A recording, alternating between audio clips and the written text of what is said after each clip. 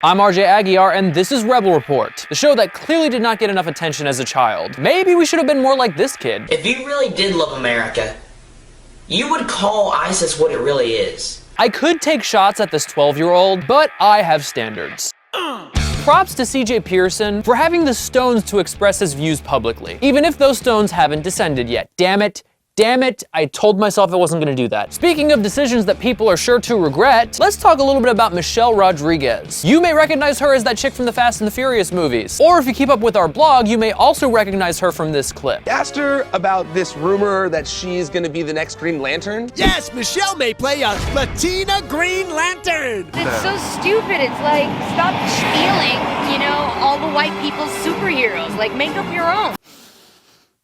Apparently, alcohol turns Emrod into one of those white teenage boys on every geeky message board ever. I'm not racist, I'm just trying to maintain the integrity of the character. Bullshit. Before you even ask, yes, it is possible to be racist against your own race. If you need any proof of that, look at black police officers. But honestly, I do not fault Michelle Rodriguez for saying something stupid while under the influence. I've made more than my fair share of bad decisions after being persuaded by my buddies Jack, Johnny, Jim, John, Captain Morgan, and Jose. Except most of my bad decisions involve public nudity.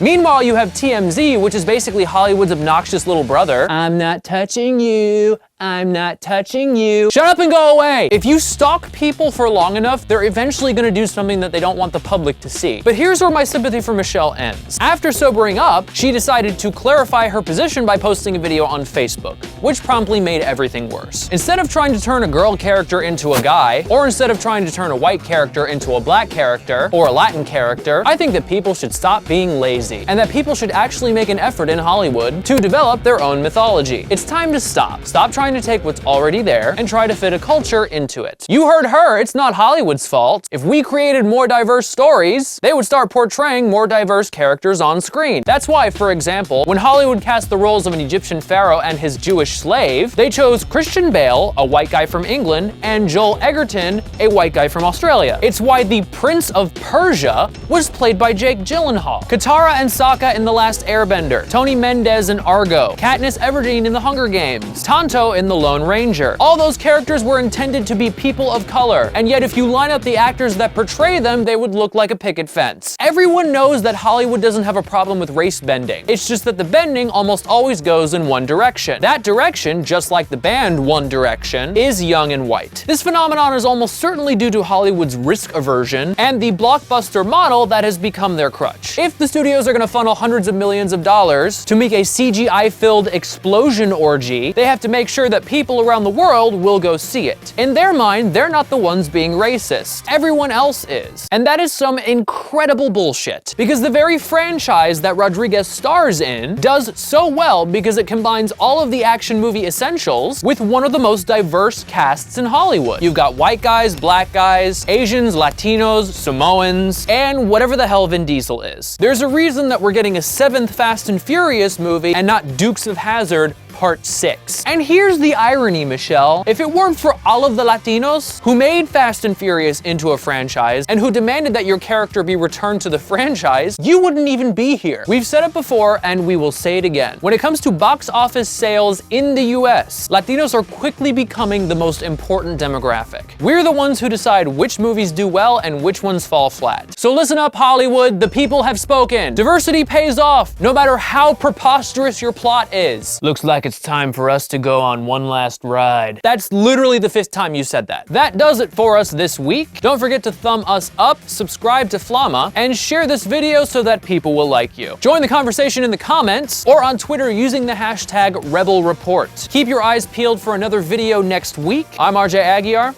and I approve this message.